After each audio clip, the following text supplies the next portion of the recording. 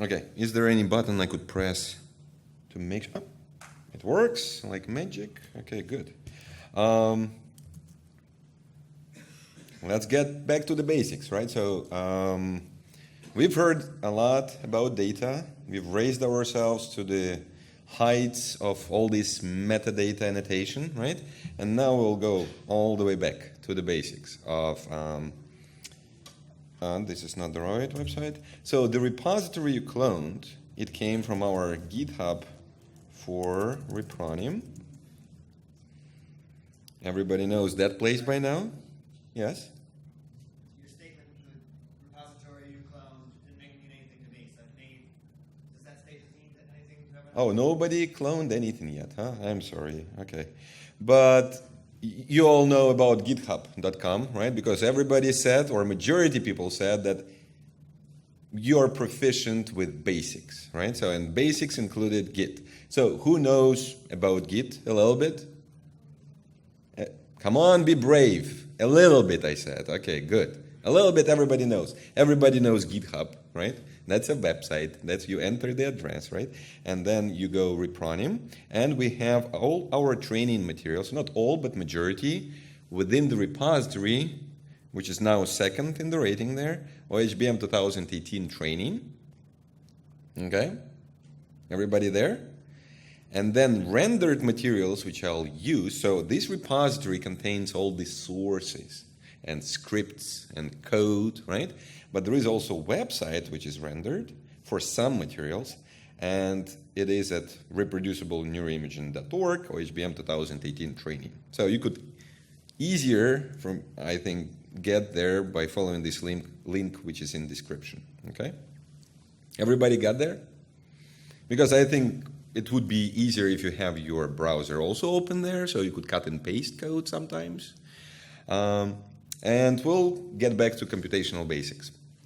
As previous speakers mentioned, we have extended set of materials, and in this time course, which I have only like an hour to talk to you, I don't have enough time to cover them in detail, but we'll go through some aspects which I think might be, although rudimentary, but they're really helpful in your practice. And first one will be shell, right? So in that questionnaire, we didn't separate out who is experienced with Git or shell. So who thinks that they are okay with that black box you find when you start a terminal? Half people, right? Even our teachers, one of them, huh? The rest were sitting and not raising even a hand. So the first topic will be about shell. But overall, what we wanted to capture in this reproducibility basics is that what reproducibility is about knowing what was executed on what data, in what environment, right? And we will try to go through some topics, even in that black box. Knowing them or being proficient with them would help you to be reproducible without actually talking about, reproducible science. It just become more efficient. If you are more efficient, if you automate more things, you become more reproducible. And let's just go through first topic, this shell thing. So what is a shell? I don't know if everybody could answer that question, but it is actually, it came from Unix environments, right, where you could enter this black box and run the commands. When I first started to use shell and I switched from Windows, which has all kinds of buttons, right, so it was much friendlier to me in Windows. I had the menu, I could click, I saw at least some materials which I could use. In shell, it was like a black box to me, right? So I have it, I don't know what to enter, I don't know what to run, and I didn't know how to get help. There were no help button, right? But actually, shell is quite friendly after you figure out what to run and how to execute to get help, right? And that's what we'll go through in this lesson. So first topic is actually seeking help. So for majority of commands, you could type the command, then space, then -- help, and get your help for that command. And that will be our really big exercise. Number one, warm up, right? So try to run some command in a shell and get a help for it. So nothing major. I started my terminal, right? What was the shortcut? Here we go, Control-Shift+ to make it bigger.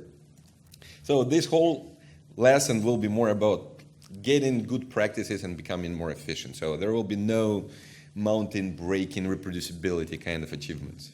So if you are bored, also put the red sticker note and somebody will come and help you, to get something advanced. So, but hopefully you'll all find something new. Okay, what I said is to get help, right? So for any command, let's say this whole shell we are running is actually bash shell, right? So if we want to start another shell, it would be command bash, and I want to see what is the help for it, right? So I type bash-help, and I've got some summary. It wasn't really detailed, but it gave me some idea about, options, command line options of that command. And many commands might provide more or less, but majority of the help actually comes in man pages. So who is familiar with man command? Majority, that's great, okay. Who knows how to exit man command? Some people, okay. So this topic is really basic, right? It's how to navigate through this output which we get when we run man, okay? So for pretty much majority of commands in shell, you could get help. And in this case, I'll do man bash, and it opens up quite detailed description of things, which it pipes, that's a term, pipes into command less. And less you already used, I believe, in previous exercises. Less is just to view text files, right?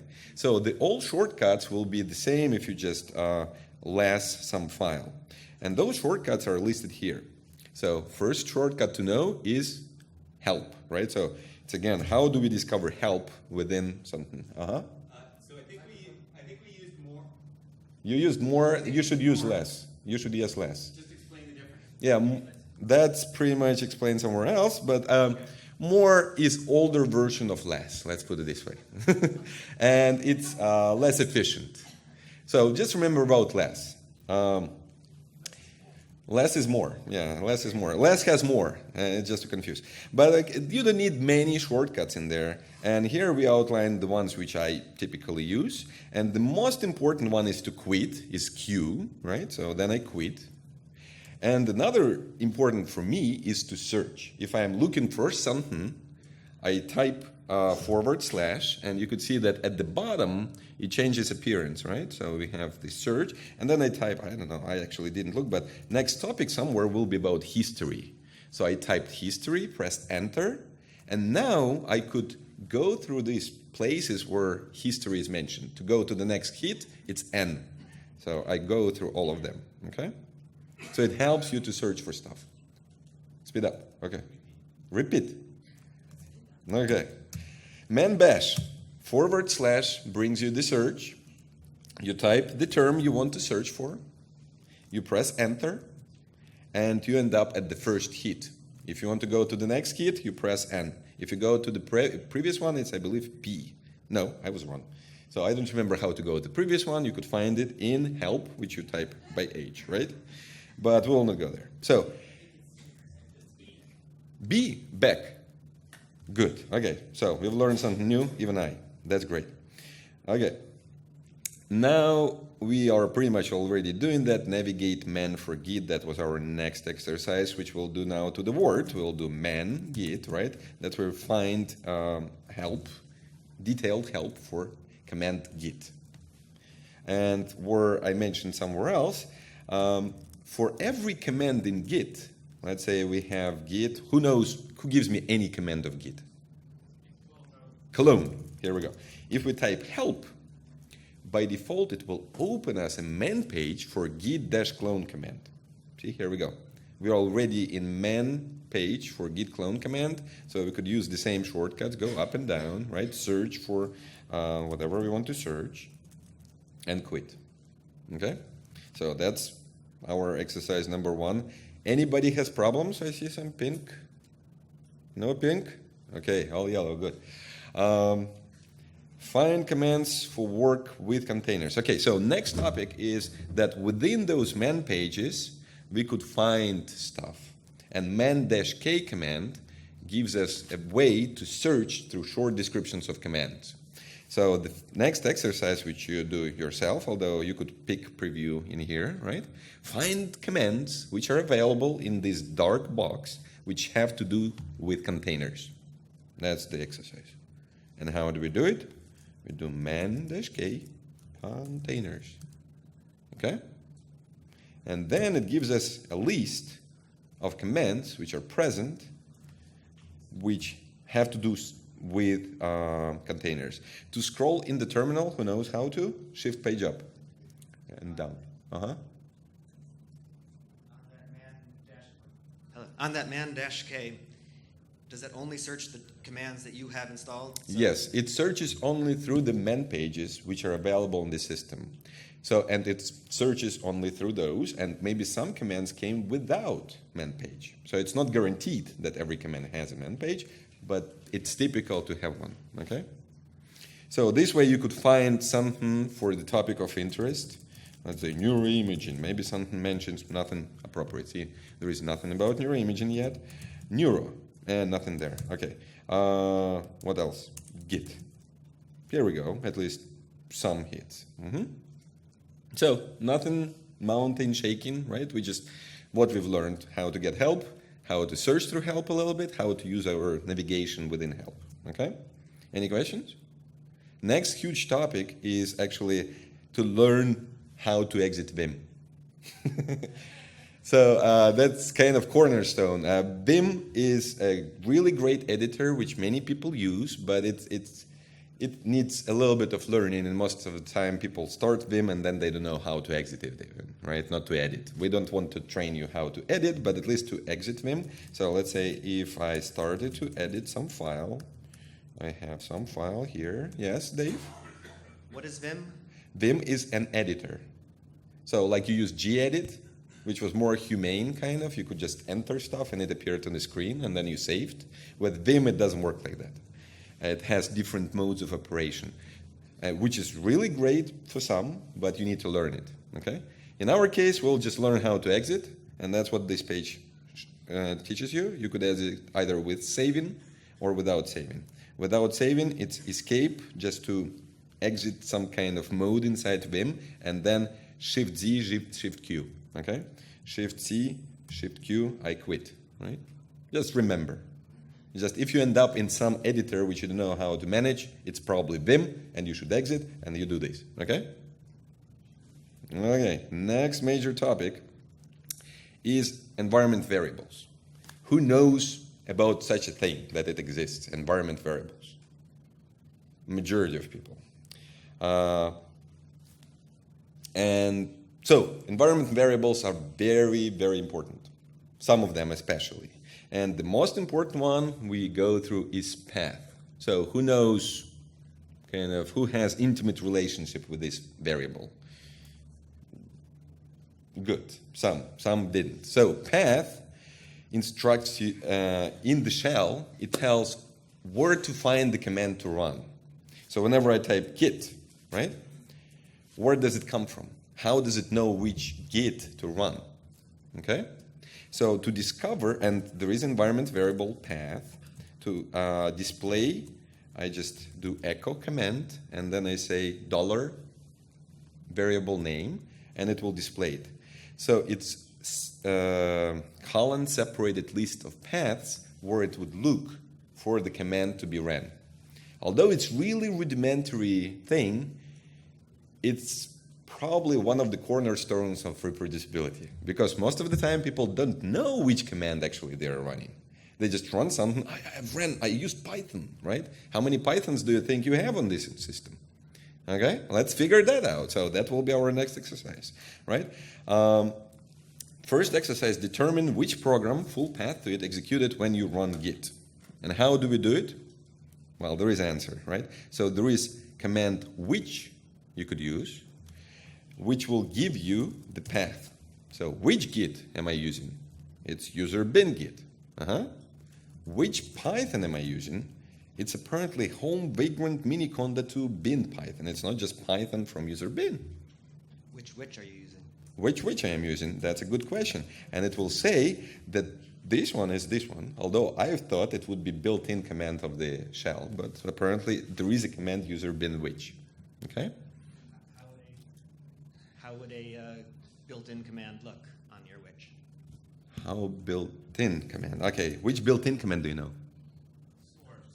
Source. Which source? Doesn't say anything. Oh. Okay. ls. There is bin ls, I believe. Here we go. So some commands are built into the shell. So for those which will not tell you anything, but those which are from somewhere in the path, that's what you'll get. You'll get full path to it. And the next exercise is actually, where was it? Oh, it was, here we go. What about Python command, right? And try which a as well. So which Python gives us this anaconda path, right? And -a makes it output all Python commands which possibly could be found within the list of these paths which you have. So if we didn't have this home vagrant miniconda 2 bin in our environment variable path, it would have used next one, user bin path, which we would find by looking into this path. Okay? So next exercise was how to add path to where the shell looks for commands. The answer should be obvious to you now. You know how bash does it, right? How shell does it. How can you add a path for shell to look for commands? You could do that, but you don't have to if you want to do it only for this kind of, for now. You could do that, but you don't have to export. You could just set it up, right? So you could say path is equal, and then you could either prepend or post-append the new path which you want to look through for within, right? So let's say I have a directory. I'll create directory bin, and I'll create my own Python. Vim. I'll use Vim. I'm sorry. And we'll talk about. I'll just do bin bash. There will be a question about what is this thing. Who knows what is this thing? What is the name of this first line in the file which I make in a script? Huh? Who knows the name? Shebang. That's right. So remember that shebang. I don't. Why? It's probably shell and bang. Right. Oh, hash bang. Right. So we have hash sign and bang. So it became shebang. Okay, and here I'll do running Python now. And I'll do Python. So this script does nothing besides echoing some command and then running Python with all the parameters I give to this script. So it's my little scripty, and it's not yet executable. I'll make all be possible to run it. If I just type Python now, will it be executed? No, right? It wasn't the one because we have home vagrant miniconda bin2 path blah blah, right? But I could say path is equal, and then we'll see if export is needed or not. I don't know. Path is equal to home bin. That's where I've put my Python, and then previous value of path, right? So now I'm redefining path variable to point to my home, which is another environment variable. See, everything in shell kind of driven by those environment variables. Home points to my home directory, and then /bin is this new directory, and then previous value of path. Okay? So in reality, it will be this statement. So path is equal to something new, colon, and then old value. So let's run it. I'll remove this. Now if I ask which Python, it's this Python, right? And which Python with -a, it's like now it would have considered all those in this order, right? Bin Python, then that Python, and again this one. Oh, apparently it was already in the path somehow, but it was after miniconda. Now I kind of forced it to be first. Is it all more or less clear? Yes? And if we wanted to make it for sure for next time, what we could modify? Bash RC, right? So if I start a new shell, this shell doesn't know about changes to that environment variable. It was adherent to that process, right? So this path doesn't have it. If I want every bash to override this variable, I could modify bash RC file in my home directory and do this. Oh, see, it's already doing it here, but it adds it for home miniconda, right? And I could say, no, I want my bin to be ahead of things. Now, if I start a new bash or just start a new terminal, I'll make it bigger again. Okay. Now, hold on, path. And which Python? Yeah, so it's new one. So environment variables are very important. Many processes in the shell modify them one way or another so they could find new tools. Okay? Can I just make sure that you echo yet again how important the idea is that there are 3 Pythons or more FSLs, or you can have lots of things lying around, and if you don't pay attention to your paths, you lose control of knowing exactly which command you're running. So I think that's a great example of being worried about multiple things existing and which one is being run. Right. And pretty much what we've done now is just solution to this exercise, right? We defined path where we prepend it with new path. Another thing to be lazy but also efficient in Bash is completions. Who has heard or who uses completions? Not enough. Not enough. I know that guy uses, but he's staying silent. Okay. So completions are great. And all automation you could get out of shell, more you automate, the better.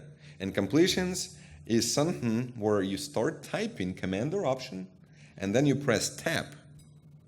And it gives you choices. First, it didn't give me any, but I was persistent. I pressed tab again, and it said, oh, I have 200 choices, right? Should I display them? I said, not yet. I'll type I as well, and then tab, and it gives me the choices, okay? So it allows me to get commands quicker. Sometimes it works. See, in this shell, it works even for subcommands of commands. And even it works for options, I believe. So now I could complete full commands instead of typing them all the time manually and making typos, right? I could just press tab and go through possible choices I have. Okay? It's really powerful and really handy. And the same applies to basic commands. Let's say cd is for, come on, be brave, be bold. Just speak it out. What is cd doing? cd, everybody whispers, come on, make it loud. Change directory. So change directory. And the same works there. If I type tab, it completes only to the directory. So if I have also files, it wouldn't even complete for them. It's handy, right? So it allows me to faster go through directories, user, bin. See, I'm just pressing tab. I don't even type anything, and I'm already traversing the file system. Although this one I could go forever. It's symbolically pointed to itself, right? So I could complete and complete. So completion is great. It allows you to faster compose your commands without typos, okay? Let's go to the next one. Next topic is shell history. So who knows about that it exists? Many. Okay. Who thinks that they use it the most efficient way? One guy, Germans. They figured it out. Okay. I'll kind of fast forward. What is most useful command I find is this, and I'll make it even bigger so everybody could see it. Here we go. Hold on. Control R. So who uses Control R on their daily basis? It's not that bad. Many people know, okay, but many don't. So Bash history is just a file where Bash sessions are recording which commands were executed, right, with whatever you typed. And this one, apparently, it stored all the commands, not all, there is a limit to which it stores, which commands I've ran. And you could visualize them by typing command history. But that is not as useful because you need to cut and paste, right? And then you need to press Control-Shift-C, Control-Shift-V, right? So it makes it long procedure. There is a shortcut, which is Control-R, and it goes into this reverse incremental search mode. Now I could start typing some fragment of my command which I used to run once, and it will bring it up as a choice. So let's say I saw this install command. I started typing ins, and it brought that one up. If I want next hit, I'll do Control-R again, because I want it install, not uninstall. And I'm on that command, and I could press Enter to run it, or I could press, let's say, Control-E to go to the end of the line, Control-A to the beginning to modify it a little bit, and then execute it. So this way, I could bring up from history previous commands, execute them without even retyping. And why is it so powerful? Because then you avoid typos while typing commands. So you're not only becoming more efficient, you can become more reproducible, right? Just by reusing the commands which you previously used with minimal adjustment. Let's say if I just want to install second one, I modify one letter and I'm done. If I had to retype it, it would be longer. And unfortunately, Bash doesn't store all the commands for forever, but I thought we had a section here. Right, so eternal history. You can configure your shell to store all commands which you ever ran. And I found it super useful sometimes. Whenever I used Bash, I've created a history with commands which go all the way to 2002 or something. And sometimes it's like, which command from FSL I used to do this betting on this file? And I just ran my script using that shell chronicle-like setup, and I just got those commands back. So it allowed me to figure out the details, how I did that analysis ages back, in the time of when reproducibility wasn't heard of, right? So I would advise you to kind of set up your shell so you get the most benefit from it, use completions, use history, and then we answer what JB wants. If I have several shells, yeah, what is happening to the history? Is that one big file, and how that's? So whatever setup I used, which I wrote, it would create per shell session protocol. I'll just display it. Come on. Although you might see what you shouldn't see, people. But okay. Let me start Bash. And since that was, I believe, shortcut, grab Bash history archives, I said something about FSL and bat, right? Bat, maybe it was nifty image. Let's see. Didn't find anything. Here we go. So this comes from the history when I was doing apparently my PhD in 2009. And all of that is stored, I believe, in var bash history. Archives, yes, and there is one archive from 2017 where for each session it created kind of this fragment where it stored them. And whatever the command I ran, gbha, it was grab bash history archive, so it just does grep. So it's nothing sophisticated. It goes through this file and just finds the lines which match. But each session is identified within this setup. Okay? How do we quit the EVM? Here we go. Okay. Yeah?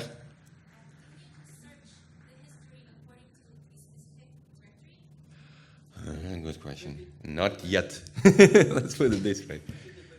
Huh? Repeat the question. So can you search for commands ran within specific directory? Not in this setup, but that's a good question, and somebody might want to set up so you keep bash history within your directory, right, within some study, so you pertain only commands kind of relevant. So I said no, but later on you'll discover about such command as data-led run, which allows you to store all those commands information within your version control system, which becomes even more powerful because then you share it with somebody and somebody could discover exactly what you ran. Okay? Let's continue, otherwise we'll never go through the basics. Okay, next one, scripting. Here we will not go through details, but raise hands please if you have created any shell script ever, if you do scripting. Here we go. That's great. So everybody knows what scripting is good for, right? So you automate your steps. Whatever you've done, let's say in this shell history, I could cut and paste those commands from the history, put it in the script, repeat it, and it runs again, right?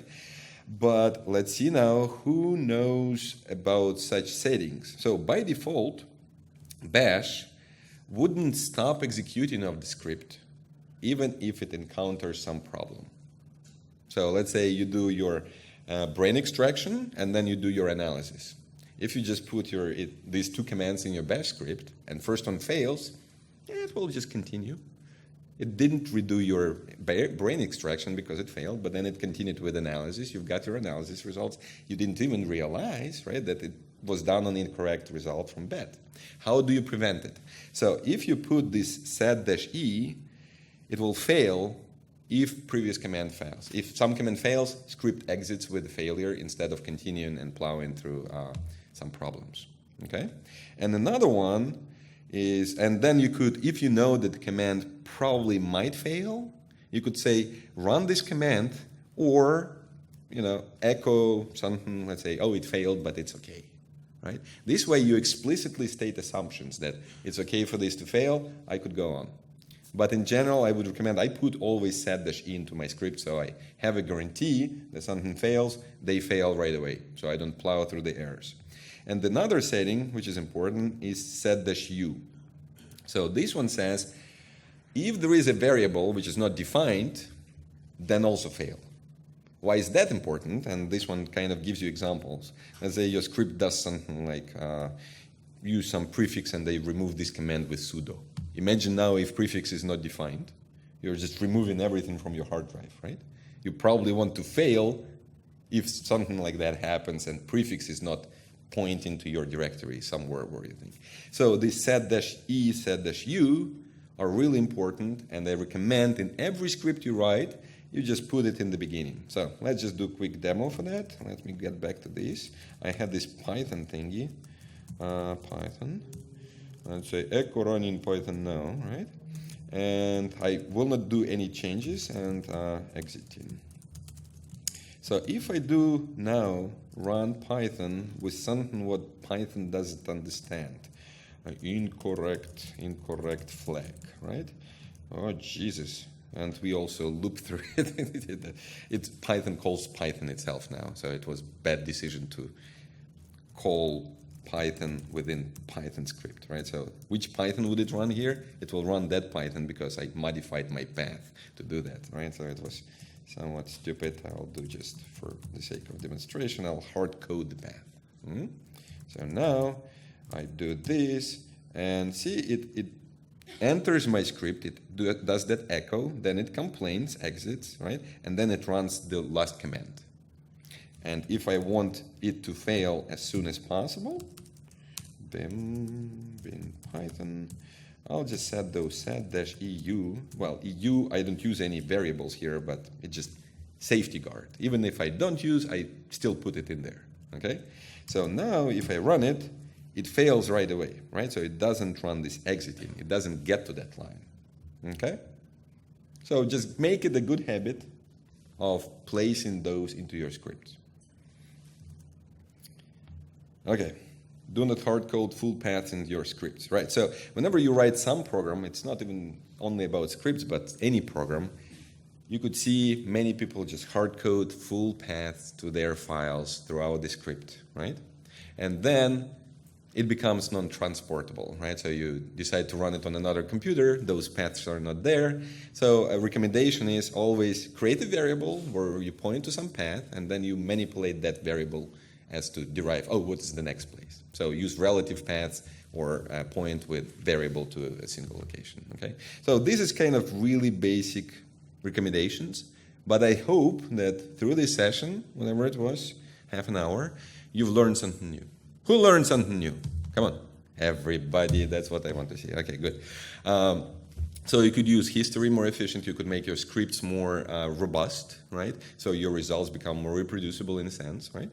And what else have we learned? How to exit Vim. Here we go. So we know that now. Dave, you had a question? Oh, okay. So next topic will be more exciting, hopefully. But again, it will be basic, and everybody said that they know everything. So, but we'll go through it. Nevertheless, we are a little bit behind from original schedule. We'll talk about everything you need to know within 20 minutes, right? So Git, who knows about Debian or NeuroDebian? Who knows about Linux in general? Yeah, you've used already now Shell, right? This virtual machine is Ubuntu operating system, and Ubuntu is derived from Debian. So they took Debian, put different colors, added a little bit of other flavor into it, and called it Ubuntu. But underneath it's Debian. It's all confusing maybe, right? So, and Debian is one of the oldest and only community-driven Linux distributions. So it exists since 90s. And then we'll talk briefly about Git. So who knows what Git is? Okay, you know what it is. Okay, so what is Git? Somebody be brave, be bold. The answer was version control system, which is not incorrect. But we'll discover what it is a little bit more. Actually, let's discover it right away. How do we discover information about command on Linux? We've learned just in previous session. Come on.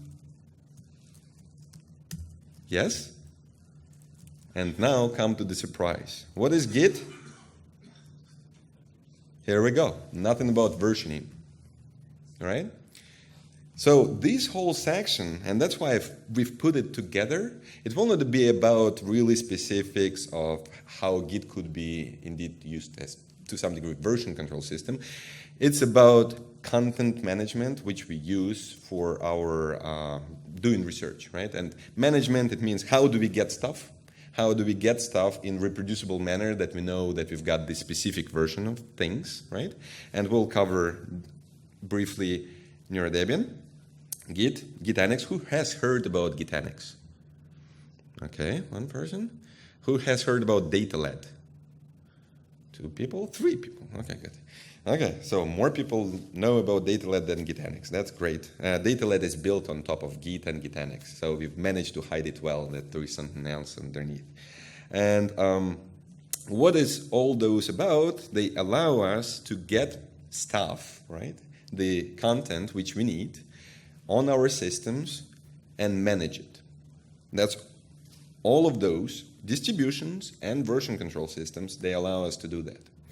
And for more thorough coverage, we advise you to go again through our more detailed lessons, which are available from Reproducible website, and they look kind of similar, right? But they go through more details, and you could see that we need more hours to kind of cover it, but we'll go through the basics here.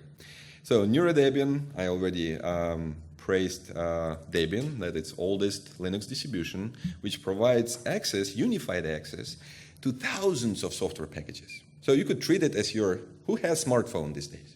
Everybody, right? Even Kyle got one recently. Yeah.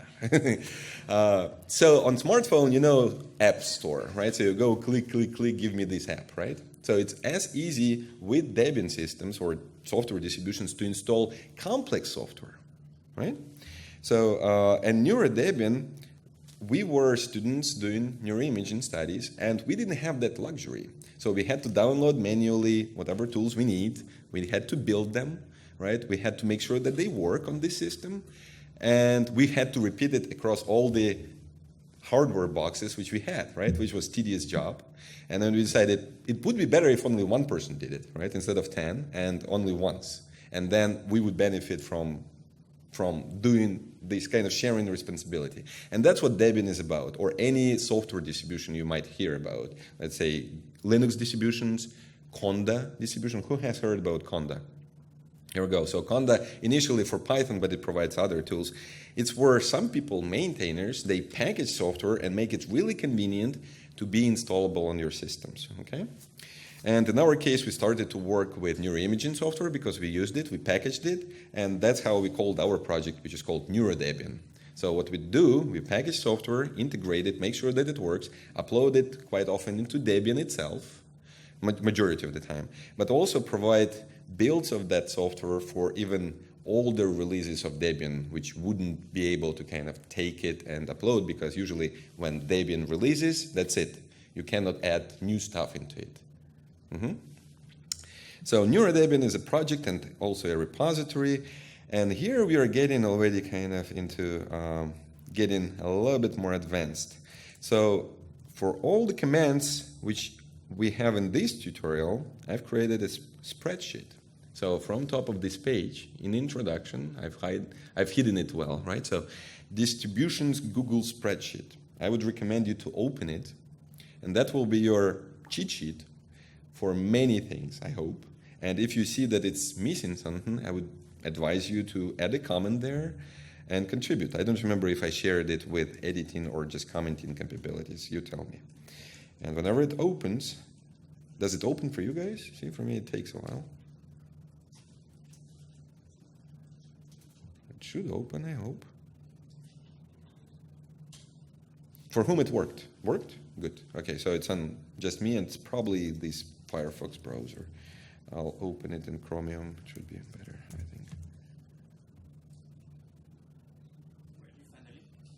think. So on this computational basis, in second topic, NeuroDebian Git Gitanix Datalat, in introduction, second paragraph, I believe, this distribution Google spreadsheet. Later I'll make it more visible, so not hidden like that. Okay? And what we've tried to show in this page is a summary of concepts and commands which are somewhat similar across all of those Debian distribution, Conda distribution, right? We want to install stuff, maybe of some specific version. We want to discover which version of stuff, either it's software, either it's data, is installed, right? And this spreadsheet provides that information. And you could use it as a cheat sheet while going through example tasks here. So let's say first one exercise, check NeuroDebian. And it says, check if NeuroDebian is enabled in your virtual machine Ubuntu installation. What does it mean? Kind of a little bit cryptic, right? And let me just show what was the intention of this spreadsheet, that what are those distributions? They're collections of components, right? And they all have different things they provide, right? So in, let's say, Debian, component is a package, right, which usually provides software, right? So Debian was created to provide you content for software, so you could use new software tools, right? In Conda, Conda is usually used also to provide you software tools, usually in Python, right? And let's say in Git, it wasn't created to provide you software, it was created to provide you code and scripts and text, right? And then you could do version control with it. But Git is what? We've learned today. Stupid content tracker, right? So it provides you content, right? It knows information about where to get stuff, right? And specific versions, and typically it's used for code, scripts, and text.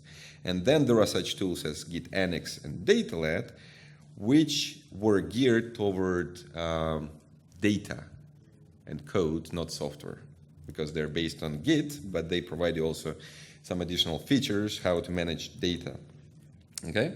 And below, you could find that there are those commands which you could use to either update information about components on the system or use them to provide you information about, let's say, where stuff comes from. So in this exercise, let's say we are interested in displaying information about available sources of content. So in Debian, they all come from apt repositories. That's what this spreadsheet would say here, right? So distribution mechanism to provide a collection, it's apt repository. And in this exercise, we could use this apt policy command. See where it was, apt policy, display information about sources of content. And we run it, and it tells us where it gets stuff. Once again, reproducibility quite often to figure out where I get stuff, what version I've got of stuff, right? And this is one of the commands which tells you that, oh, I'm getting stuff from somewhere in Ubuntu, right? Securityubuntu.com, oh, and here is NeuroDebian, right? So it lists all the sources, and apparently we have NeuroDebian enabled. So I could pipe this and type grep neuro, and it gives me hints, right? So here we go. The answer to the exercise was just use apt policy command and grep for neuro to see if there is, or NeuroDebian in particular, to see if I have any hits, okay? It's like rapid jump into the weeds, right, from bash, huh? Okay, let me get back to my notes, which I had. Computational basis. Here we go. So check if NeuroDebian is enabled, solution apt policy, grep, ignore casing, NeuroDebian, that would provide. Okay, so who knows about sudo? Majority of people, right? Because we all wanted to be gods, right? So in these Linux environments, which we have, to install any new software system-wide or do any changes system-wide, we need to become super user, right? And that's why this command sudo is called sudo, because it's super user to do it all. Actually, let's check man page for sudo. Sudo execute a command as another user, but by default it executes it as root. And what is great about these virtual machines, which provide you the full environment, is that you could play with them. Even if you screw it up, what you could do, you just could delete and give me the new one from scratch, right? It's like reproducibility also in a nutshell, right? You could take the full environment and share it with somebody, and they have exactly the same, right? And they could play with it and reincarnate it, okay? So in the next exercises, let's say, we want to install components, we want to search for them, right? And again, on the example of Debian, this is the spreadsheet, right? How do you find new components, right? We use, let's say, apt search command, and then we give it some term. So the first exercise here is search and install. So goal is to search and install applications to visualize neuroimaging data. Don't sneak preview, just try to do it yourself. Okay. 1 minute. This one is easy, right? We have cheat sheet. We have cheat sheet which says apt search. 3 minutes. For you, 3 minutes. For the rest is 1 minute. Okay, keep going. Apt search, and then some terms to find viewer for neuroimaging. Just be inventive. Who found any? What was your search term? So you just search for what you know this tool, right? So MRI cron. MRI, here we go. Here we go. MRI will be a little bit too loose, right? Because then it's like all kinds of internet radio station and Ruby thread. So again, we talked about data before and all the terms, and this is example where we look for a free text. It provides us hints for stuff, right? It's not exactly the match unless we know exactly the name. Let's say if I knew MRI cron, if I looked for MRI cron, I could find it. 10 minutes for you to do search? Oh, what is left for me? 10 minutes. Okay, good. So again, with those tools and distributions, they all have some capability for searching for stuff. It's like in your Play Store, you search for something, you find, you install. The same here. And here I could look for specific tool, MRI cron, if I know how to it's called, or I could give different queries, right? So as an example here, if I enter medical viewer, I get some results, right? And it gives me names of the packages which I could install to get the viewer. And because we will use them later on, let's get few installed. So how easy to install? We use apt install, and then let's say, I don't know if this one works, but FSL view. What is your favorite? MRI cron, right? There we go. And this is the sudo part, right? So by default, I cannot modify anything system-wide. So I need to prepend command. Again, I brought it from the history. Okay, I put up. This is my history. Control A, sudo. This way, I didn't have to retype it again. Type sudo. And what happens now, all those distributions, Debian, Conda, Datalat, they allow us to search for stuff and install stuff, some kind of stuff. Software, data, code, text, right? And that's what I'm doing here. I was too ambitious. I will not do a full installation. I'll install something compact, maybe FSL view. But the point remains. So with distributions, why not? Yes. With distributions, we could search, we could find what we need, we could install it. Okay? But we also need to figure out how to install specific version. Okay? Install your choice. That's what we are doing now. Multiple available versions. So how could you do that exercise? Just give me the answer. You have the spreadsheet. And we already ran that command. Who could guess? How could we figure out which versions of that toolkit are available in the system? Apt search could, but it wouldn't give me the versions. It would just, or maybe it would. Okay, let's do apt search. Maybe I was wrong. Here we go. It actually, it gives it, but not entirely. It gives that this is the version which would be installed. It's not, doesn't give me, oh, this is the versions I have available to be installed. Okay? So for that, there is another command. It's this, display what versions of the components are available. And it's, again, apt policy, which we use to just display me the sources. But if I give it the name of the tool, it gives me, oh, there are multiple versions. Let me clear and make it again. So again, we are just discovering what and where from it's coming. And we could instruct apt, in this case, to install specific version of the command. Let's say connectome workbench equal to this one, because by default it would install newer version in this case. And I could say install me, again, sudo. That's a good exercise, right? Here we go. Now I would install new version. And for those who were bored, there is a new exercise down there, how to install or find yet another version from somewhere in snapshot. See, for bored challenged. You could do it at home, because those guys will kick me out from the stage soon. Okay, any questions so far?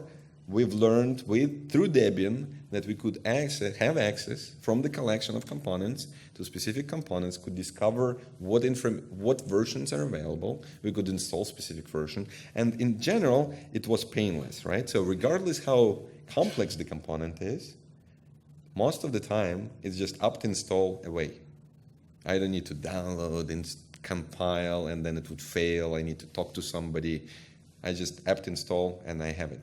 And this will be used in next exercises where you would prepare your own full environment like that. We prepared for you VirtualBox, right? But sometimes you want your own kind of, I want smaller, but with specific versions of software, which are coming from different distributions, okay? We will do, Dorota will show you how. Okay, so now we get to Git. So everybody loves version control by now, I hope. At least, who didn't use Git? I'll ask this way. Who didn't use Git ever? One person, two person. So Git is, again, it allows you to get stuff to your laptop and manage it. And what does it mean, manage? You could introduce your changes. Unlike here, I could just install what is provided by distribution, right? With Git, I could, from ground zero or from somewhere, I could clone the repository. Repository is just collection of files. And I could do my changes, and I could annotate them with what has happened, what did I do. So what is Git? We answered already, right? Consult man Git. And again, I'll repeat, as the Bible says. What is Git? Stupid content tracker. Here we go.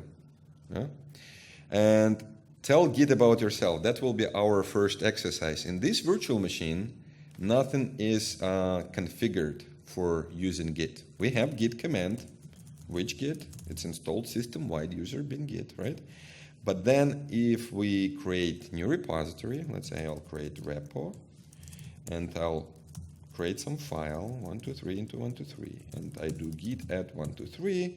Oh, Jesus, I didn't do git init, right? So for majority of people who know how to use Git, that's the first step if you start working with a new repository. You create directory, you initialize it, and then if you have a file, you add it into Git.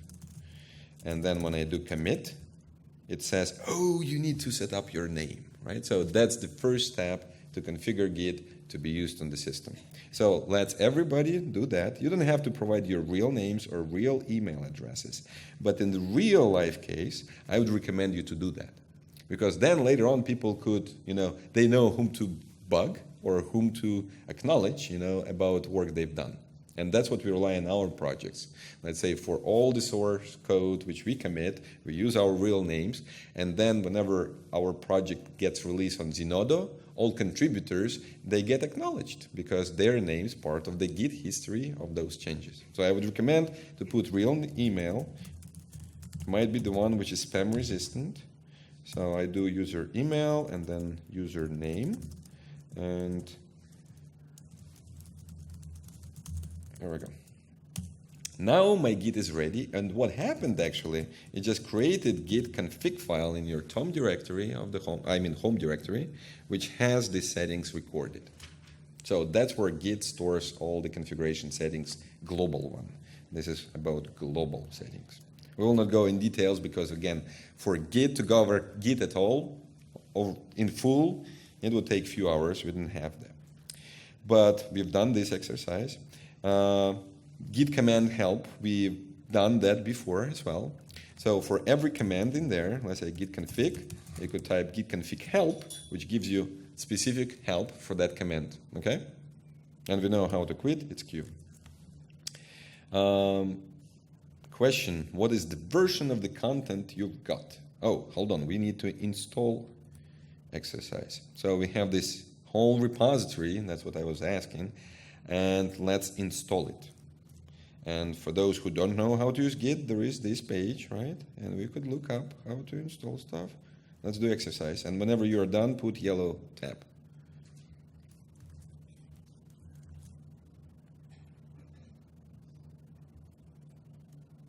If something doesn't work, let me know. Let's do the exercise.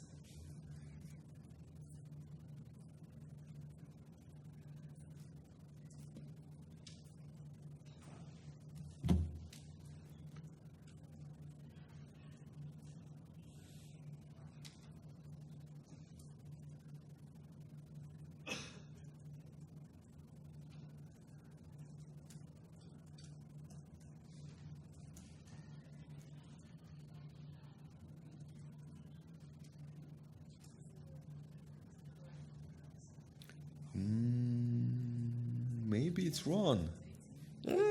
See, there was a typo. Gee. Yeah, so it needs to be OHBM 2018 training. I'm sorry. Thank you.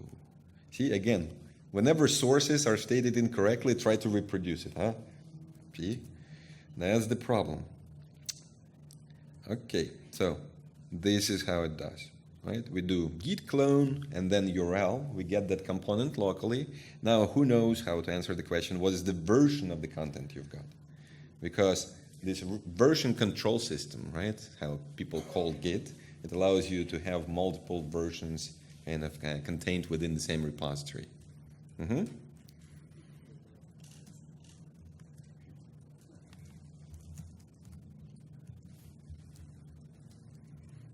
Okay, give me the answer. Git clone. Log, git log, right? So that's one way. Git log gives you the log for all the changes in your repository which led to this point. So I'll clone this.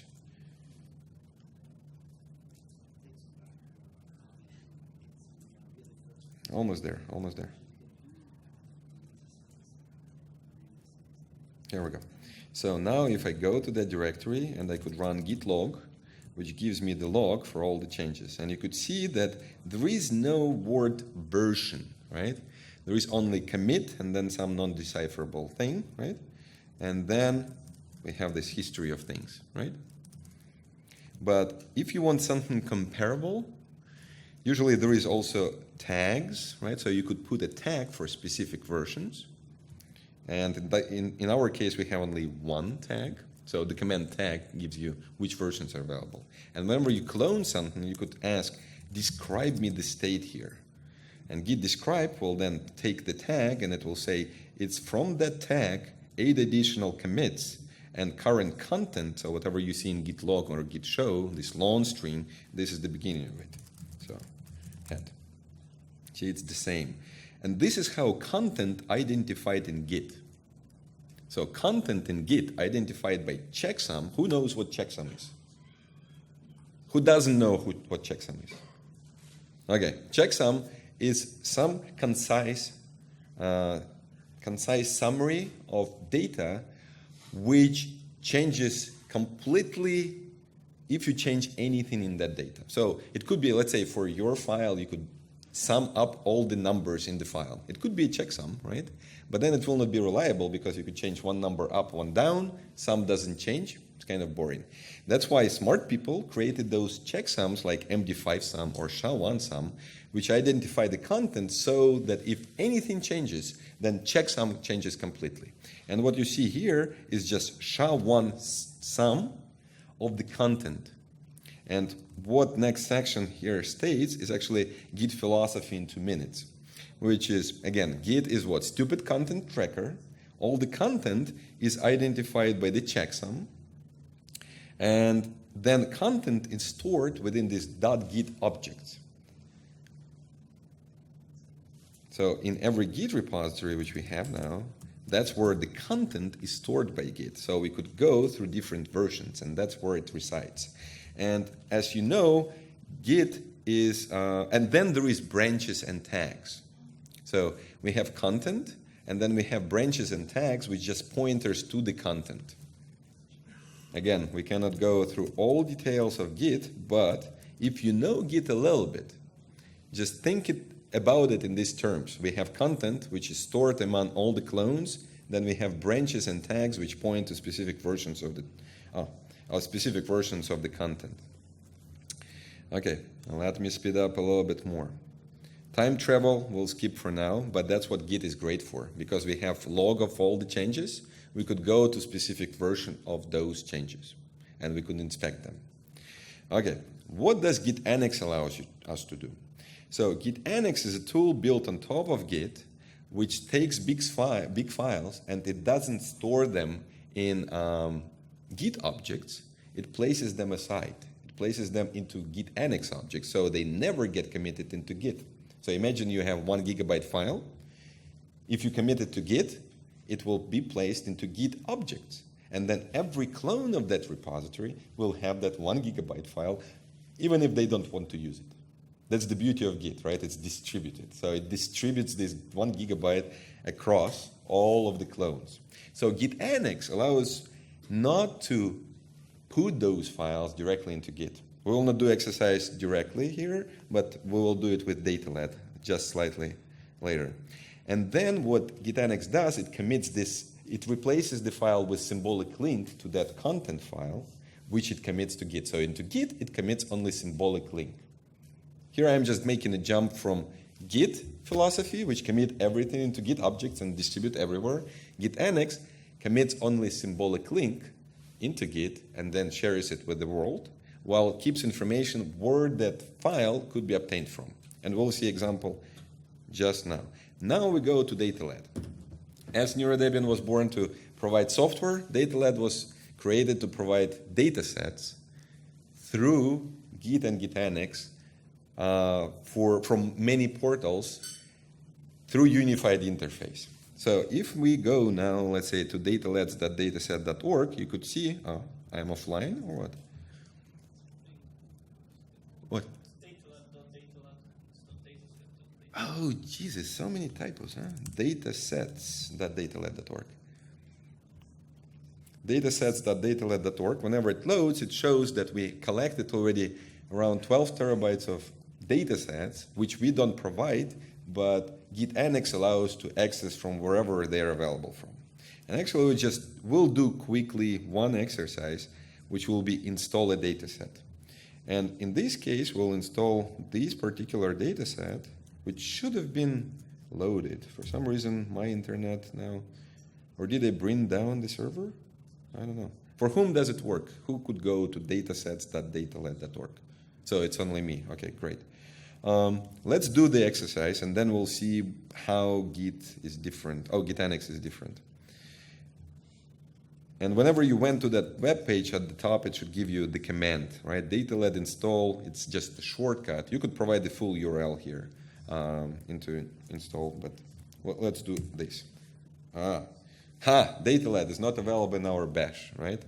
I'll disclose, which will be used in the next sessions, that we use Conda environments for our subsections of the training course.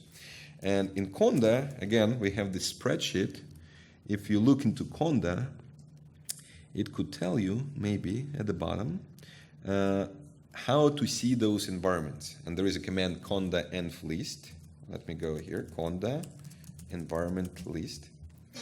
And it says that there is different environments, and we need environment for section 2. So we'll do source activate. That's conda's command. And which section? Section 2. You could see that my bash prompt changed. It says section 2. And if I do conda env list, it will put a star here. So please do that in your terminals, and it will be useful for next ones to know as well, right? Okay. I think we should check that everyone is still on board. Who is fully on board, is doing it, is not lost. Can you raise your hands if you're okay? Okay, so a couple of people not raising hands. So just making sure that we are okay. So if you're a bit lost, if there's something that you haven't understood, please put a little red or pink sticker, and we'll come to you and try to get you back on track. Okay, what we've done with this source activate, do you know what we've done? We picked the environment. So now we have new commands available, like dataled. And how now it finds it? Which environment variable instructs where to find stuff? Because now our path points to additional directory. So whatever that source activate did, it modified our path to point to additional places to find software. Okay? So now we have dataled. If you don't have dataled, you need to type source activate section 2. Okay? And now we could install. I'm bringing that command back. What? I should sit there? No, there is a question. Sorry. I was forced to make this question public. So are you going to explain the environment, how environments work in Conda, and the source activate and all that stuff? We could spend some minutes. That's why I was trying to cheat and provide this spreadsheet. So at the bottom of it, when we talk about environments, right, the main commands are here at the bottom. So conda env list lists your available environments. Activate activates specific one. Source activate, and source deactivate deactivates it. Okay. That's the main commands you would need to know. How it works, it's a stretched question. How they come about. Why it's useful? That's a great question. Yes. Environments are great. Let's say this virtual machine. It's an environment. So we decided to teach a course and provide you with unified environment on all your computers. We provided virtual machine. But virtual machine is heavy, right? So you had to download 4 gigabytes, right? Install it, and then it runs on top of your operating system. Conda environments, they're much smaller, right? They allow you to install only the tools you want from Conda and have this tiny environment for running, and you could switch between them really quickly. Okay, so it allows you to experiment, to bundle into specific versions within that environment. I would say that's why they're useful. Yes? Back in my lab, would there be any reason for me to install multiple environments, or typically I just install an environment to use and then go about my... If you want, there are multiple reasons why you want to use environments. One of them, let's say you want to restrict versions to specific versions of software for a study, right? You have an environment, then you have an environment you maintain through the course of your study. So if new tools appear, you don't install new versions, so you have consistent versions throughout your experiment. If you start installing new things and then analyze some data with old tool, some data with new tool, right? You'll get maybe differences simply because different versions of software. Imagine you did longitudinal study, then all earlier subjects were analyzed with one free surfer and other ones with another free surfer, right? So ideally, for the study, you want an environment which you maintain through the course of it. If you have to change it, ideally, you need to recompute all previous results. And that's what we'll do, hopefully, if we have enough time, right, in the upcoming course, in upcoming lessons. So yeah, we're going to change a bit the schedule. If you could finish, not in like in some brief time. Yeah, I am. And then we're going to go for lunch and then come back early. So that's just to make sure that everybody. Okay. So I'll finish up with information that DataLad provides you distribution for data sets, but also a tool which sits on top of Git and Gitanix to manage your data sets and help you to record the actions which you've done. Like I promised, like you could have your history of commands which you executed, and that was our exercise here. You'll record it, it will record it within your Git history, so later on you could either discover what you have done or simply rerun that execution and see if you could reproduce the same results. Let's say you've changed your environment, you reran all the results, you see, oh, they're the same, I'm cool, right? You've changed your environment, you rerun it, and you see, oh, these results changed. And that's where Git and Gitanix help you because they keep all the data, all the scripts in the version control system, so you have access to all the stages of your research which you've done before. And did it install it? No. What? See, my connection. For whom did it finish installing? Is it just me or for... No? So for everybody it's kind of hanging there, huh? It's slow. It's too popular website today, huh? What we would get at the end, after this installation, it will be just a Git-Annex repository. And let me just show you just one example how that is different from, so I'll do source activate section 2, and I'll create a new data set. So DataLad has now create helper, which test repo, I'll call it.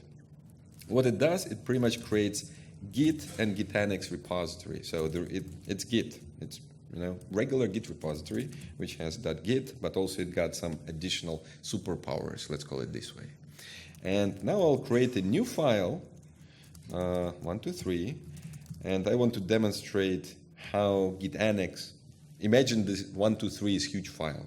By default, everything will go into Gitanix. And I'll say, add this file, add in important data. 123. What will happen now? We have Git history, Git log, we recorded, right? So we added important data, but the file itself is not just a file, it's a symbolic link, right? Where it moved the content into Git-Annex objects, not into Git objects. That's the main difference from Git into Git-Annex. So it allows to keep big files. In this case, it was tiny file, but regardless what is the size, Git-Annex then would allow to store information about the files, and they are identified by the checksum. So if anything changes within that file, checksum would change, then new symbolic link would need to be committed into Git. Okay? Yes? If I'm worried about, so if I'm worried about like HIPAA problems or moving my files elsewhere, none of this stuff really pushes the files anywhere but on my local computer. It's just keeping track of versions of things on my local computer. Yes. So it doesn't publish anything by default. You could push this Git repository to GitHub, and it just will not have those files because they're somewhere on your hard drive only, and that's what Git-Annex manages for you. There is a command where is. Git-Annex where is, it just says that it's available on this box only. If it was available on the web, it would say, oh, it's available from this URL as well. So Git-Annex allows you just to track where stuff is available from. Yes, Dave? Yeah, so I could create my own data set locally. I could run my analysis locally. I could do all this checking in and checking out locally and keep my own version. It's all done locally. That's right. That's right. And for me, installing finished, and just one little example before I conclude, I'll go to real data, right? So here we have a Git repository with lots of history, and it comes from OpenFMRI website, but here it's just Git repository. And data files here were placed under Gitanix control. See, and I cloned it. Although it took a while, it should have taken just a minute. It wouldn't download any of the big data files. It would just download the history and information where data files are available from. And now I could say, DataLad, get me this file. And what happens, then DataLad goes wherever it needs to go and downloads that file from wherever it could.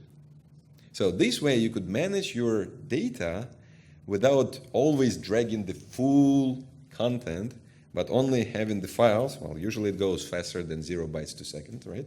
And distribute your data across your computing infrastructure. So it becomes really kind of nice without losing information where the data files are available from. And I guess on this we'll conclude, but we'll get back into DataLad after the After the break. After a break, yeah. Thank you. Big round of applause. Woohoo!